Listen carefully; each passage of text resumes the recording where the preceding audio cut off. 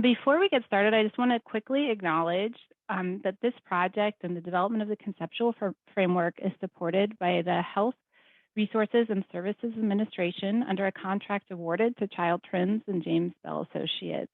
The key project drafts from HRSA, as well as the Administration from Children and Families, is listed here, as well as Child Trends and James Bell Associates lead staff. But I also want to take a quick moment to thank the MIECHV state awardees, as well as the MIECHV tribal grantees, researchers, evaluators, and content expertise, as well as project consultants that really helped to drive the design and the content of the conceptual framework that we are going to discuss today. So now that we've had a moment to introduce the project team quite quickly, we also wanted to pause and understand who's on the call with us today. I know we have quite a few of you joining and taking the time out to join us, so please just take a quick moment and complete the poll. You can complete it by scanning the QR code that you see on your screen, or if you're not quite familiar with QR codes, you can also go to menti.com and enter the code that you see there, and just respond to tell us what your role is as it relates to home visiting. I'll note that you can choose more than one role. We understand that some of you serve in more than one role and dual roles within the home visiting system. So as everybody completes the poll, I'm going to go ahead and pull up the results and see who we have with us today.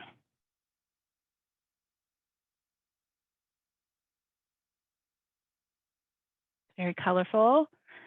So we have a lot of state MIECHV awardee and tribal MIECHV grantees, home visiting assistant, technical assistant, professional development providers, researchers and evaluators, supervisors and directors, some home visitors, and federal staff. Also, if you put other, go ahead and put in the chat box what that other role is so you can understand a little bit more who else we have with us. And maybe Christina, you can share that with us. But this is great to see so many people joining with different roles. And we asked this question to understand more about who's with us, but also to ensure that when we go through the conceptual framework, you really see yourself represented within the different levels of the system that are provided there. And looking at the chats that are coming in, it looks like we have a couple of model developers. We have a couple of people focused on quality improvement, a consultant. So it looks like we have a good diversity of folks. Great. We have a lot of different people represented. Thank you guys so much for taking the time to do the poll.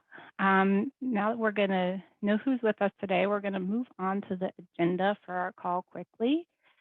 So for today, we're hoping to just start with an overview of the project that I mentioned already, and then we're going to walk through the conceptual framework in more detail, discuss some examples of quality efforts. Janet's going to walk us through some examples of quality efforts related to one of the quality aspects of quality included in the conceptual framework. And then we're going to wrap up with some Q&A with all of you. So as Megan mentioned, please do feel free as we go through our discussion today to type any questions, considerations, or suggestions or clarifications you may have related to the discussion in the chat box, and we'll be monitoring that and we'll be sure to address your questions at the end of the webinar. I'm going to hand it over to Sarah now, who's going to provide an overview of the project and walk us through the conceptual framework. Great, thanks, Marielle. So again, my name is Sarah Crown. I'm with Child Trends, and I'm happy to be here today to talk about our project, Measuring Implementation Quality in MIECHV-funded evidence-based home visiting programs. This project began in the fall of 2020 and really had three main goals. Our first goal, to identify and categorize critical elements of home visiting implementation quality in a conceptual framework. The second goal is to engage MIECHV awardees and tribal MIECHV grantees and other experts throughout the life of this project. And then third, to develop strategies for assessing and evaluating quality. As part of this work, we've developed several products, including a comprehensive literature and measures review of implementation quality, a conceptual framework for implementation quality in home visiting that we're going to talk about today, and several design reports to inform strategies to assess implementation quality. These products will all be released in the coming months, and we're delighted to share the first one of those today. Next slide.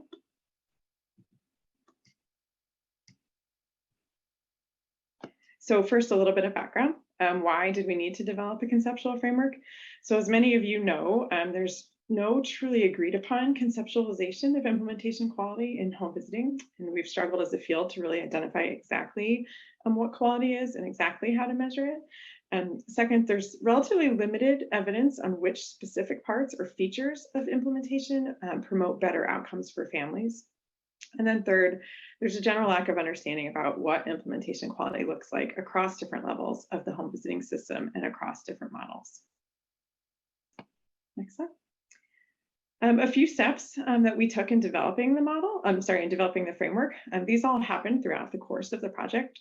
So we reviewed existing frameworks from home visiting and then from other fields such as early childhood education and implementation science to identify some of the key implementation quality concepts and also to see different types of visualizations that are representing implementation quality. And we also compared existing home visiting measures and assessments to early drafts of the conceptual framework to help identify gaps and to differentiate various components of quality across the system. And then, as Marielle mentioned, we engaged MIECHV awardees, tribal MIECHV grantees, and other expert stakeholders on an ongoing basis, really to identify the key quality components that you'll see in the framework, and also to drive the development of the conceptual framework. Next slide. Okay, so here we have our conceptual framework. A few things I want to explain about it. The conceptual framework is really designed to illustrate the multiple levels of the home visiting system and the multifaceted nature of home visiting implementation quality. So we first have what we call levels of the home visiting system. These are the contexts, agencies, entities, the individuals that are part of, and also those people who influence home visiting implementation. These are all represented in the framework by concentric circles, beginning with the family in the center circle. And then we have what we call threads of home visiting implementation quality. So the threads are really high-level statements about the hypothesized contributors to quality across the levels of the system. These are illustrated in the framework by the dotted yellow lines that extend from each category across each level of the system. There are 9 quality threads that each have applicability across all of the levels of the home visiting system, and we're going to talk through them just a bit more in a second. I'll say again that the threads were really informed by multiple rounds of feedback from our project consultants, from MIECHV awardees, tribal grantees, and other expert stakeholders, as well as our HRSA and ACF partners. And the threads represent our collective expertise, this whole group, and our current understanding of home visiting systems and quality, as well as a lot of emerging issues in the field. We recognize that the knowledge around home visiting implementation quality is really continuously evolving, and we expect that these threads will also evolve accordingly, particularly as users in the field interact with and try to adapt the framework. I also want to acknowledge that you'll see that some of the individual threads really influence each other. So for example, the availability of funding at the state level can directly influence the quality of the training provided to home visitors, which in turn influences home visitors' ability to provide high quality services. So overall, the proximal and distal outcomes presumed to flow from this, from a well-implemented home visiting system, high quality service delivery, and positive and family child outcomes. They're represented with the arrow and circle to the right of the system, respectively. So in our upcoming report, you'll be able to see more information about how each of these threads are operationalized, the key questions that can be addressed about the threads, and specific quality considerations or structures, what we call structures, supports, and elements of quality that really influence how programs could be designed, implemented, monitored, and maintained. So for instance, one of these kind of considerations within a thread, let's use the value and respect for family context, culture, and voice as an example. A consideration within that thread could be ensuring that staff have knowledge about or have shared lived experiences with participating families. Okay, so I'm going to just go to each thread at a time so you can learn a little bit about those 9 threads. I know it can be a little hard to see. So the first thread that we have on here, okay, is value and respect for family context, culture, and voice. And this thread really reflects how families are included in decision-making at the program and policy levels, and families' unique strengths, needs, culture, context, and preferences drive goals and service delivery. The next thread is commitment to promoting racial equity. And this thread refers to the equitable access to and implementation of services, including having common language and understanding around root causes of inequity, recognition of implicit racial biases, and staffing that reflects the diversity of racial and ethnic backgrounds and experiences of community members. Next thread is flexibility and responsiveness to emerging needs and circumstances.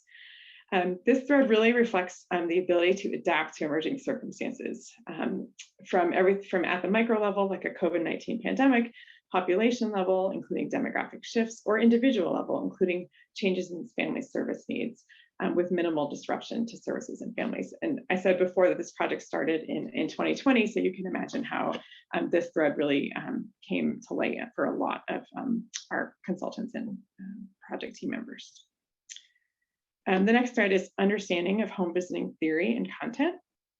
This thread really refers to clarity on what home visiting is and its goals, and the recognition of its unique and important role as a two-generation approach aimed at supporting and empowering parents through a relationship-based approach. The next thread is strong fiscal support, compensation structures, and sustainability. And this really refers to adequate financial supports, including competitive staff salary and benefits, funding stability and sustainability, and longevity within a larger community system of care. Our next thread is systems that support monitoring, accountability, and CQI processes. And this thread really includes those systems and processes that are in place to make data-informed decisions, those kind of decisions that ensure programs function effectively and equitably. And these systems also include the development of appropriate and reasonable performance measures, and the inclusion of staff, families, and community members in the interpretation and response to program data. Next, we have qualified, stable, and supported workforce. This thread really reflects the workforce characteristics, including experience, education, skills and competencies, availability, and stability of the workforce. It also includes the availability of opportunities for the workforce to develop and improve necessary skills and to increase retention, which could include receiving high quality training and reflective supervision that supports implementation. And our next thread is adequate resources, tools, and time. And this thread focuses on some of those non-financial components, including program materials like manuals and protocols, other resources, data systems and tools, technology resources like laptops and cell phones, and adequate time for home visitors and supervisory staff to perform tasks and manage caseloads. And then last but not least, our ninth thread refers to, this is coordination, collaboration, and relationship development.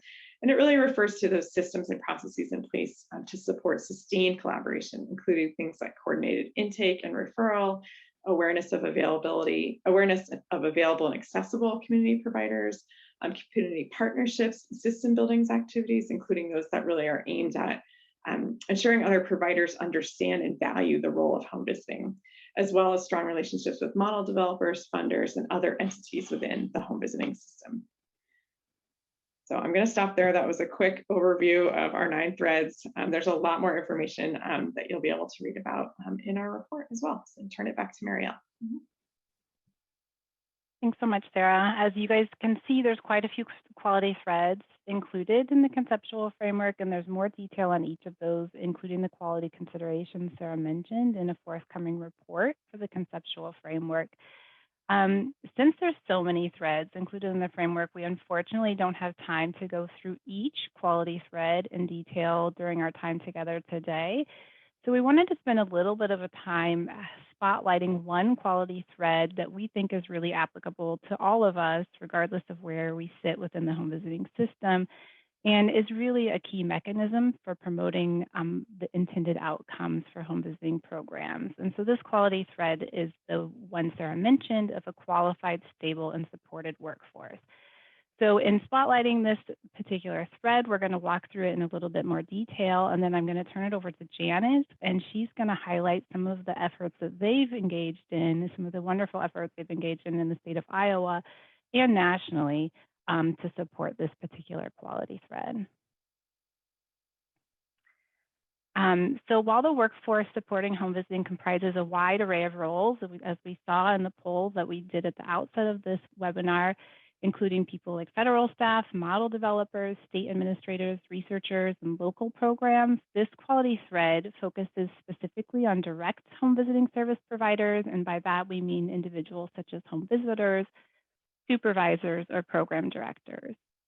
And as Sarah mentioned, the thread considers the characteristics of the home visiting workforce, as well as the supports that are needed across levels of the home visiting system to support their work, provide opportunities for career advancement, and support staff retention. By way of example, at the outer levels of the home visiting system, this thread focuses on the necessary infrastructures for hiring, training, and supporting staff to ensure they're well prepared and supported in carrying out their job roles and responsibilities, that they feel a sense of job meaning and satisfaction, and that they remain in the home visiting workforce. This might include things like state competency or credentialing systems, statewide training systems, as well as policies and guidelines that provide role clarity for home visitors and the work that they're expected to do with families. It might also include policies that support adequate wages and benefits for home visiting staff.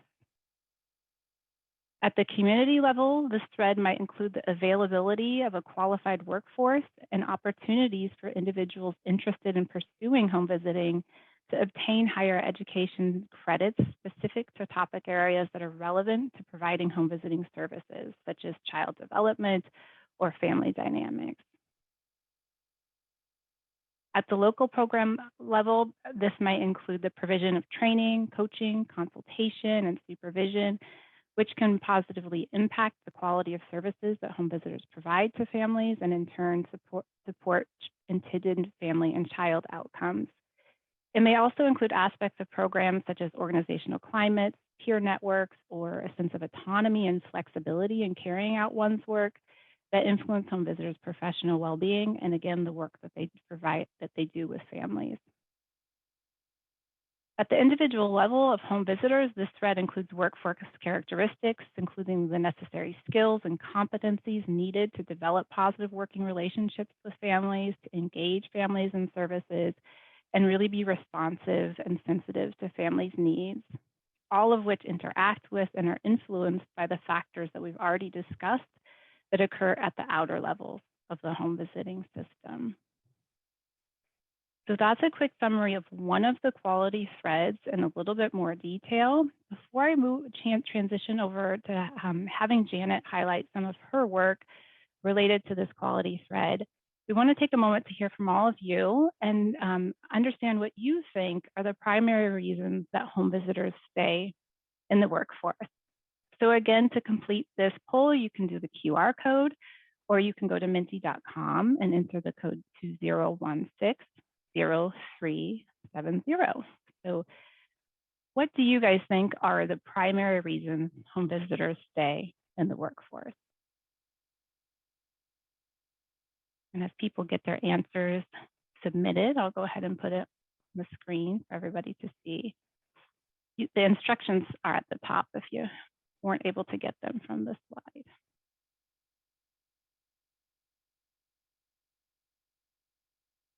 Families, commitment, flexibility, passion, satisfaction. I see a lot about families and connection to families as a calling.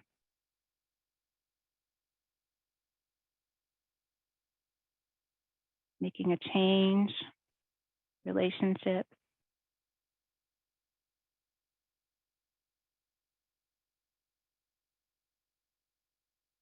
Empathy. Great.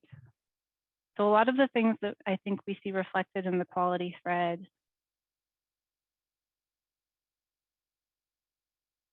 Sense of worth, support.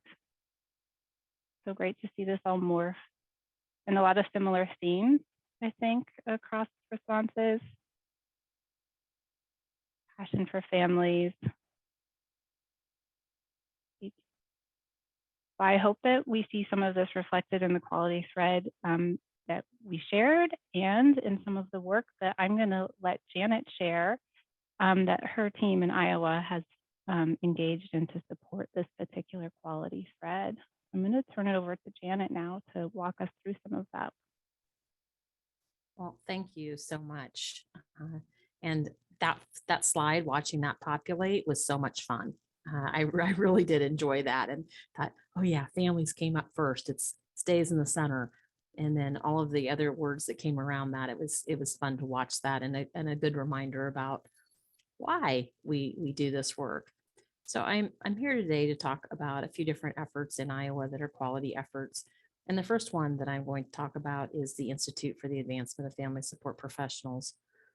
And this began in 2015 as an idea to form a professional development co-op for the home visiting field. And what I was seeing was there was a lot of work, which means a lot of money, going to creating duplicate professional development structures at the state level. And the Institute concept is also supported by the Model Developer Alliance as a way to enhance professional development for the home visiting field. So it doesn't duplicate what models are providing, but it enhances what they're providing. And the foundation for the Institute is a national core competencies framework that provides a comprehensive guide to what we want home visitors to know and do. It's based on a compilation of core competencies from over 25 states, along with a literature review and a thorough analysis. We were fortunate to have a doctoral student that took this on as a project for her dissertation.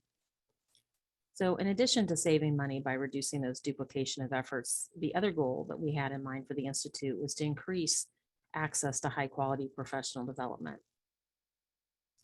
You know, remember, this was 2015. So this was pre-pandemic. And I can tell you from my perspective, the major thing I was looking at as a barrier was in Iowa, we couldn't plan training that was in person at this time of year. You didn't know what the weather was going to be like. And so we had 3 whole months out of the year where you couldn't really plan to do activities that brought people together because there might not be safe travel. And so to prevent travel and access, because we also have very rural parts of our state, we didn't want that to be that people couldn't access high quality professional development. So when we defined accessible, it needed to be available and it had to be low cost or no cost. So we worked with our partners at the Virginia Department of Public Health, and we received a competitive MIECHV innovation grant from HRSA, which allowed us to really accelerate our plans and add a unique feature of a career compass. And your career compass is based on the results of your pre-assessment, and all the quizzes and everything that you do within the Institute leads to that. Because we know that people enter this field with lots of different backgrounds. And so to honor those backgrounds and whatever preparation that people have had, it's important to assess where they're at. So we don't spend time taking classes or workshops that are information that we already know. So every quiz that you take after a module, it helps you also fill in your career compass. And when you've reached that mastery, so you've got mastery in all those different competency areas, then you're ready to take the National Family Support Certification exam. This exam meets all the national credentialing requirements and has been validated by university team. So we have went through that process of validation. Lastly, the Institute also provides an affordable solution to obtaining continuing education units and college credit. So if we have somebody that is working as a home visitor or as a supervisor and does not have a college background, through the Institute, they are able to access very low cost, affordable college credit for the work that they could do in the Institute. And the way the Institute is set up, it's available 24/7. So if evenings work best for you, that works for us. I've been watching as we've implemented the certification exam in this last year, when people are taking that exam. I can tell you that most people aren't taking it during the workday. There's some, but we have people that are taking it on the weekend and the evening. It's when it's convenient for them. And that just, again, illustrates the need that we have for flexibility. But we have academic partners in James Madison University that's located in Virginia, and then the University of Kansas that have really made the continuing education and college credit at an affordable cost possible. And so I want to recognize them. So I'll turn it back. Thanks so much, Janet. So we're going to take a moment and highlight how some of the efforts that Janet just discussed for the Institute relate to the conceptual framework. So the efforts she mentioned really nicely illustrate how efforts at different levels of the system really facilitate practices and outcomes at other levels. So, for example, while the Institute was originally developed at the state level, its influence has spread nationally. And I don't remember, Janet, if this is accurate, but I think you mentioned that you have almost 18,000 registered users across the country now. 19,000. It's growing. 19,000. It keeps growing.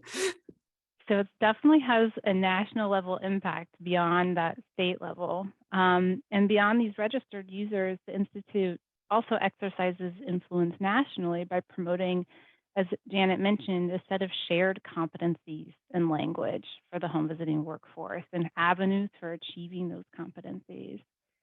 At the community level, the Institute is influencing other service sectors and is used by other individuals, such as individuals in law enforcement and in the early childhood education workforce. And most obviously, the Institute influences the home visitor level within the framework by promoting individual home visitor skills and competencies and changing the way that they work with and their practice with families.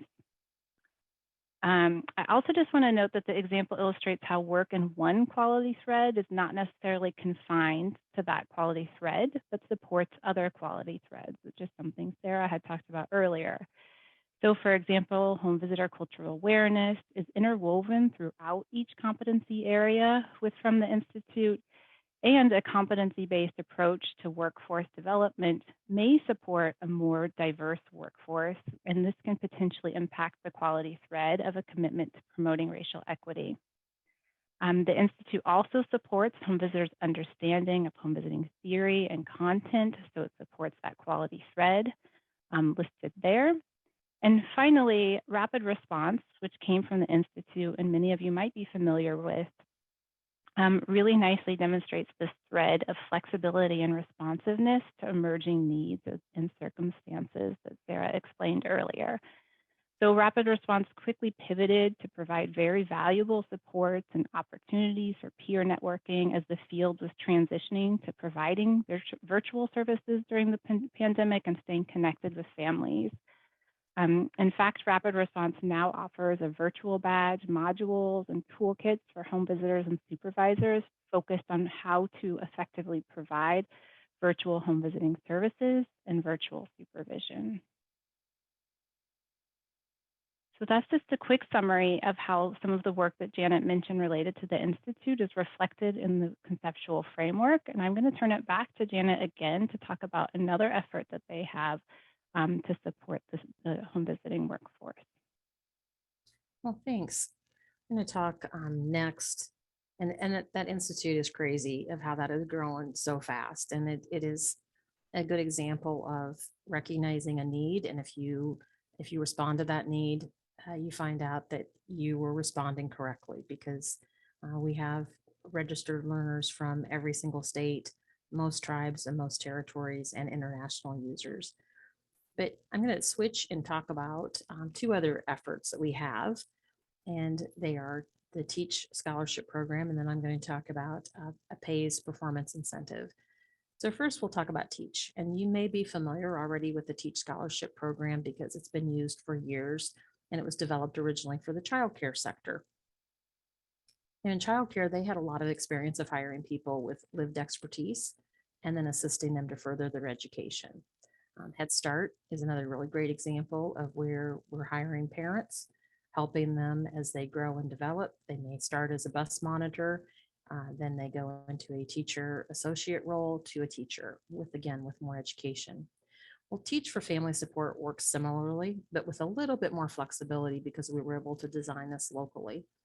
We did get permission from the Teach National Center to allow us to design a program that works for home visitors underneath the Teach license. So there's still a buy-in from the home visitor and their employer, but instead of putting up a lot of upfront money, the amounts are smaller. And they'll also, the employer and the home visitor will end up with money in their pocket. So let's say if my contribution is $200 toward my education, I'm going to get that $200 back if I finish my classes and I pass, plus I might get another $50. So a little bit more back. So I'm going to end up with money in my pocket if I finish all my classes and I pass those things. Our number of Teach scholarships in Iowa is fairly small, because most of our workforce has a bachelor's degree, but we've been really concentrated and focused on trying to diversify our workforce and have more people. And I saw this was a conversation because it is one of the threads, but to have a more representative workforce. And that does go all the way from home visitors to supervisors to our state office as well. And that means we need to look at being more flexible on educational requirements and making sure that that's not a barrier. So let's hire people that have those human relationship skills, and then we can work on the education pieces. I like to refer to it as the art and science of home visiting. If you've got the art, we can help you with the science, and we can do that through Teach Scholarship. We do have with our Teach Scholarships, we do offer, besides the bachelor's degree or associate's degree to a bachelor's degree, we also do support master's level programs. And we also have a graduate certificate program for infant mental health that is also supported with our Teach Scholarships. Now I'm going to switch just a little bit and talk about the PAYS program, which is the Performance and Education Yield Success. We like our acronyms in home visiting, so this is no different. This was designed by home visitors for home visitors. So we looked at the wages model, which is also a model that provides a financial incentive that is used in childcare, but we weren't allowed to replicate even a modified version of the wages model, so we had to create our own.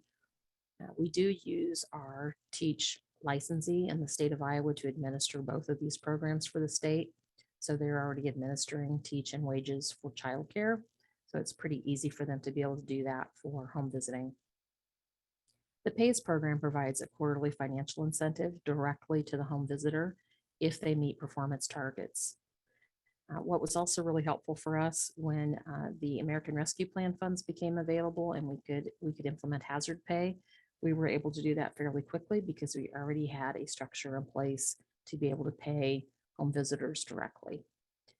Supervisors, I want to mention this too. Supervisors are also able to earn a PAYS incentive if the home visitors they supervise all meet their performance targets. And you have to be at least a 0.25, so a quarter time in the MIECHV program to qualify. Only MIECHV staff are eligible for a PAYS incentive. We're using our American Rescue Plan funds to increase the quarterly incentive for home visitors. And right now I can tell you too, we don't have any home visitors or supervisors that are eligible that are not participating in PAYS, which I'm remarking on that because it's voluntary. People don't have to participate in these programs, but they all are. The performance measures are achievable, but they do require a person to stretch to meet them. And one of the side benefits, I would say, is in Iowa, the result of PAYS has been a lot less missing data and more screenings are completed on time, where I might look at something and be fairly flexible if it's completed, that it would be okay. But in the PAYS program, it's got to be completed on time for you to be able to get it. It can't be completed early. It can't be completed late. It has to be in that sweet spot. And that's how you earn your incentive. We have a tracking system that goes along with PAYS. So home visitors and supervisors know exactly where they're at any given time and what they need to do to be able to meet those performance measures and earn that financial incentive.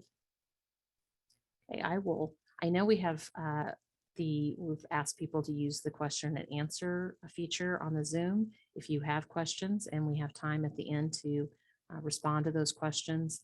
So please feel free to use that and I will turn it back. Thanks, Janet. We certainly encourage you to put any questions you have for Janet related to these efforts in the chat box, and we'll address them at the end of the webinar, or we can send additional materials later. But I want to take another moment to highlight how the efforts Janet just discussed relate to the conceptual framework. So again, with respect to efforts at one level extending into the other levels, this work at the state level impacts home visitors via their compensation and education. As Janet mentioned, it also has the potential to impact local programs, since supervisors can also receive PAYS incentives if their staff meet their benchmarks. With respect to how one work within one quality thread impacts other quality threads, Teach and PAYS can serve as a valuable recruitment and retention strategy to help attract a more diverse workforce and potentially contribute to the quality thread of a commitment to promoting racial equity. Janet mentioned that part of PAYS, what home visitors or staff need to do to receive that incentive is to meet a benchmark that's related to submitting their program data on time. And so there's some unintended positive consequences of this financial incentive for another quality thread of systems that support monitoring, accountability, and CQI processes that Janet mentioned that they've really improved their data completion and data quality as a function of PAYS. And specifically, the PAYS reports that she talked about really help staff monitor where they are with respect to submitting their data, what might be missing, which task or data they need to submit in order for them to meet their benchmarks and receive their incentive. And finally, this work also contributes to the quality thread of strong fiscal support, compensation structures, and sustainability. Before we move on, we're going to move on to talking about more broadly potential uses of the conceptual framework overall. But before we move on from talking about this quality thread, I do want to just mention a video that was recently released by the National Home Visiting Resource Center that highlights home visiting jobs by telling the stories of 4 home visiting professionals. You can search for it easily by entering NHVRC into your search bar, but we're also going to send the video as part of the materials from the webinar today. But it's a really nice way to bring to life some of the issues that we're talking about here related to this quality thread and how to support the home visiting workforce. So now we're going to talk a little bit more broadly about potential uses of the conceptual framework moving forward. So this framework is really meant to provide a structure for multiple entities and individuals, such as MIECHV awardees and tribal grantees, funders, model developers, researchers, technical assistance providers, and local programs to inform efforts to identify, evaluate, and strengthen implementation quality in home visiting. The landscape of home visiting has changed quite a bit in the past decade, and while the ultimate focus remains on services and families, there is now a much broader infrastructure that's developed around local programs as represented in the concentric circles in the framework. And we really hope that the framework can help raise awareness on aspects of implementation quality that extend beyond what happens at the level of home visits or even at the level of a local program, and how this is really a system of implementation quality that needs to be in place to support high quality home visiting programs and intended outcomes for children and families. We see entities and individuals that are part of the home visiting system moving around the framework, focusing on intersections between and among the threads of quality and the levels of the system, which, as I mentioned, allows for systems thinking and consideration of how we can better align things across levels of the home visiting system and how we can better understand what's going on at different levels of the system, how it either constrains or facilitates practices and outcomes at other levels of the system. With respect to practice, we think that the framework can help programs identify new quality threads to focus on. So for example, the quality threads could help shape the focus and aims for continuous quality improvement efforts. The framework can also be used to identify new avenues for focusing on existing quality initiatives. So for example, if a current quality initiative is focused on efforts at one level of the system, the framework could help extend those efforts to other levels of the system to enhance the likelihood of success.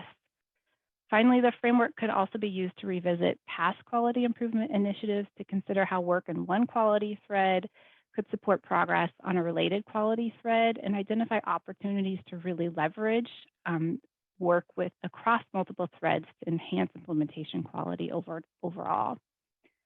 The framework could also be used as a technical assistance tool, again, to raise awareness on salient aspects of implementation quality as they exist across all levels of the home visiting system. Finally, for research, the framework provides an organizational structure that can inform the development of research questions to test hypothesized associations between quality threads, program processes and outcomes, and family and child outcomes.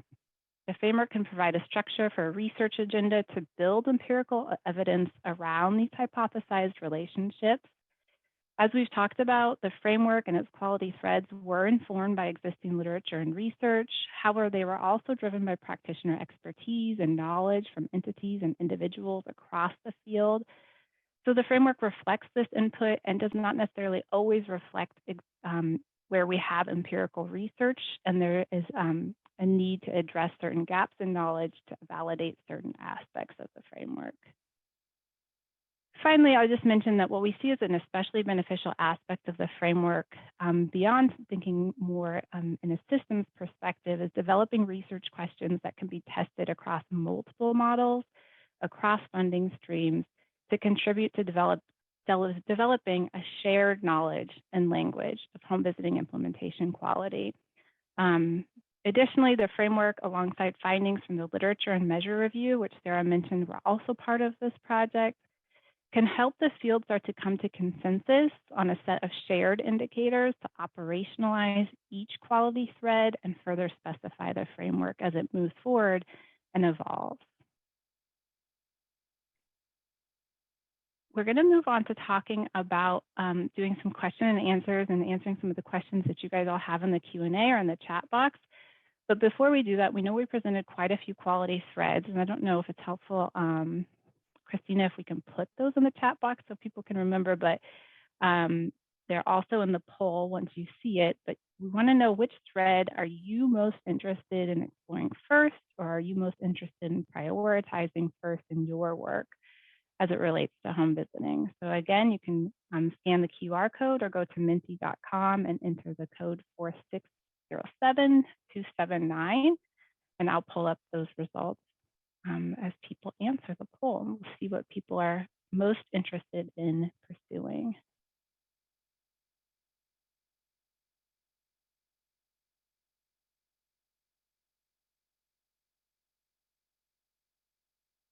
Give folks to think about it a little more, give their responses. The commitment to promoting racial equity, that was certainly a thread that was prioritized among the awardees and tribal grantees that were part of the project work.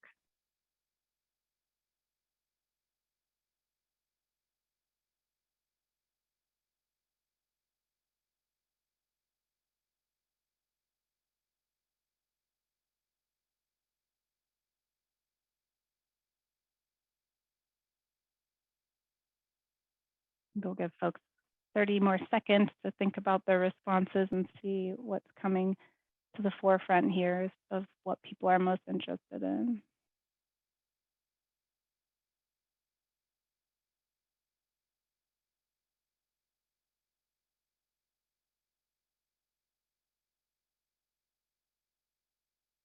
That's very interesting. If you have specific thoughts on aspects of these threads you're most interested in exploring first, please feel free to share them in the chat box, especially this one related to systems that support monitoring, accountability, and QI processes. We'll share these polling results too as after the webinar.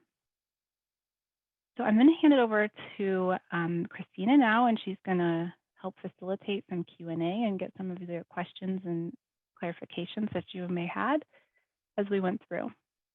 Christina? Thanks, Marielle. Hi, everyone. I'm Christina Rosinski, and I'm from Child Trends, and I've been monitoring all the great questions that you've been submitting, and so I can start posing them to our speakers. And if you have any additional questions that are coming up, please feel free to enter them in the Q&A box or the chat box. The first question, it kind of relates, Marielle, to what you were just sharing about how the framework can be used. Can you talk about some examples of how it could be used, or any of the speakers really, how it can be used at a national level or at a systems level?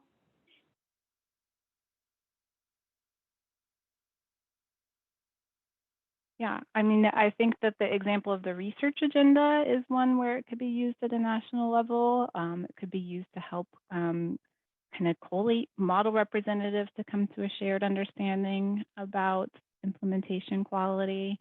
Those are some examples that come to my mind at the front. I don't know if others have other thoughts of how you would see it being used nationally. The thought that came to my mind when you were talking is really thinking about, from a national perspective, where do we need more resources? In terms of addressing quality, is this a way to kind of think through where there could be opportunity for more potential resources at a national level in particular threads?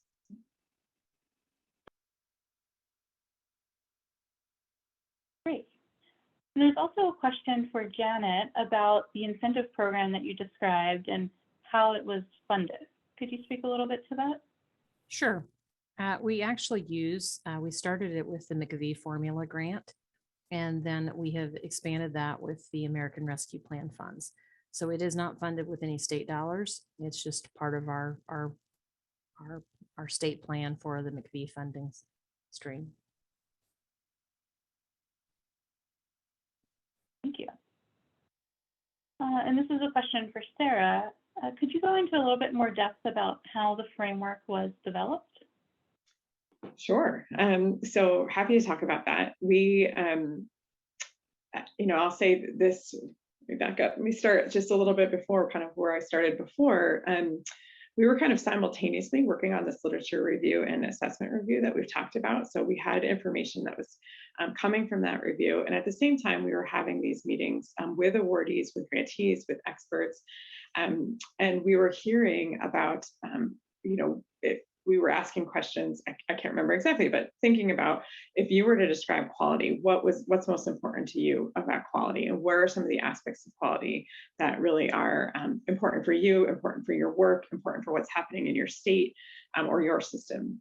And then we really spent some time kind of organizing that. So we had a lot of time to kind of think through what people were saying, as well as what we know from the literature, and kind of think about how best to organize that. So that was a big piece of what we did. And then we had multiple versions of the actual figure, and we spent a lot of time with our expert groups and awardees trying to figure out, what works here, what doesn't work, what do we need to do? So we had both things in terms of the visualization, like we don't want it to look like all these systems are laying down on top of a family. Like we didn't want that to come across in our visual. We also spent a lot of time thinking through hearing from awardees about just different ways that these threads could be operationalized and could be thought about. So it was a long process. I think I'm trying to think back about exactly how long, but many, many months with many engagements with our different groups, where we had a chance to kind of work through and get feedback on particular threads, on the particular visualizations as well. So I hope that's helpful. I'm happy to say more. And anyone else can add. Yeah, sorry.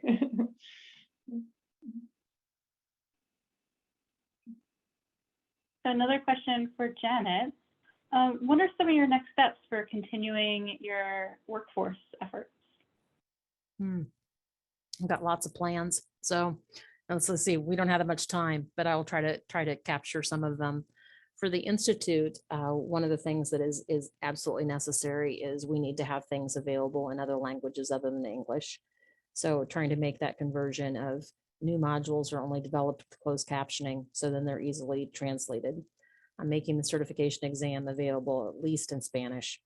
We just have to do that. And then having keywords developed, a keyword list developed in different languages to make it easier. Right now in Iowa, we have a waiver process because if English is not your primary language, taking that certification exam can be a challenge. So those are some of the things within the Institute. I also see the digital badging as a way that you could really dig in and do more advanced training. And so it would be more of digital badging is where you take training, but you also look at implementation and have a chance to reflect on that. And it's work that occurs inside and outside of the Institute. So I see developing more of those. For the PACE program and teach, I don't see any big changes in either one of those. Again, we just continue to grow the program, and it really is, I didn't mention this when somebody asked about how we funded it, but we started with, we want to get home visitors more money in their pocket. And we don't control from the state level, we do not control starting salaries or salaries at all. Those are set by the employing organizations. So pays is a way for us to help offset some of those low salaries. But we also are taking the step of, as a state, saying this is what we say are recommended starting salaries at different levels of for home visitors. That's a pretty brave step. State departments don't usually do those kinds of things, but we're concerned about the low pay and what it means to the field. So those are some really quick things that we have as our next steps. Thank you. Sarah, can you speak to the model developers' representation on this project?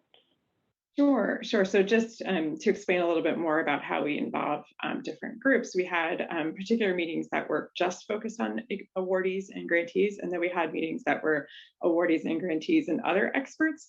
And this other expert group included, I think, 3 different model developer representatives, as well as academic researchers, practitioners, other types of state leads as well. Thank you. And I have one other question. So if folks have other questions coming in or coming to mind, you can enter them now. But for now, Marielle, could you talk about what the next steps are for this conceptual framework and for this project as a whole? Sure. So we have, as we mentioned, we have a forthcoming report that summarizes the conceptual framework in and of itself in more detail, as well as the literature review and measure review that we did to accompany the conceptual framework. So it talks about sort of where is there empirical research, what kind of research to support different quality threads, as well as what existing measures exist to tap into some of the quality threads that are included in the conceptual framework. We're also working on a report that provides a lot more detail of the process of creating the conceptual framework and really this co-design approach that we use to develop it with awardees and tribal MIECHV grantees.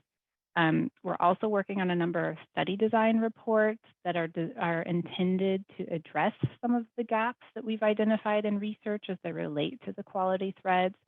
And some of those do speak to the question about how the framework could be used at a national level. So for example, one of the study designs is examining how you might operationalize and further specify what indicators of a commitment to promoting racial equity look like across levels of the home visiting system. And we have a number of other study designs focused on other priority quality threads where we really felt like there was a lack of empirical research on that topic and a need for additional understanding.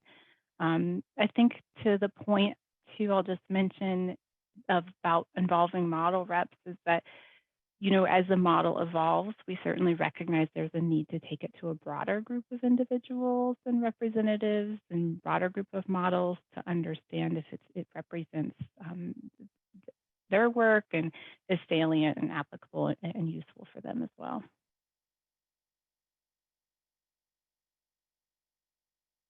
Thank you. All right, so those are all of the questions that have come in. So let me just thank all of our speakers and thank everyone who was able to join today. I hope you found this interesting and informative.